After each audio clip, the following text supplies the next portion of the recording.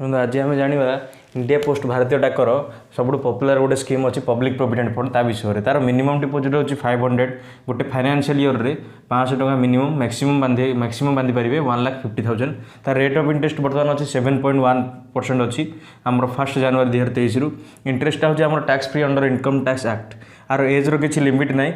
as रो किसी भी लिमिट ना लोन कौन after expiry of 1 year from the end of financial year of subscription जो ईयर रे आप सब्सक्रिप्शन कले मनकर अक्टोबर जड़े नेला अक्टोबर 2022 रे तार फाइनेंशियल ईयर एंड होची मार्च 2023 रे मार्च 2023 रे गोटे वर्ष पर चाहिए एटार लोन नहीं पारिबो मैच्योरिटी भेल के मैच्योरिटी 15 वर्ष हेल्ले मैच्योरिटी हम एक्सटेंशन होची 5 ईयर पर से एक्सटेंशन कर पारिबो 5 ईयर पर एक्सटेंशन कर पारिबो माने जदी मैच्योरिटी जो वर्ष हैला तार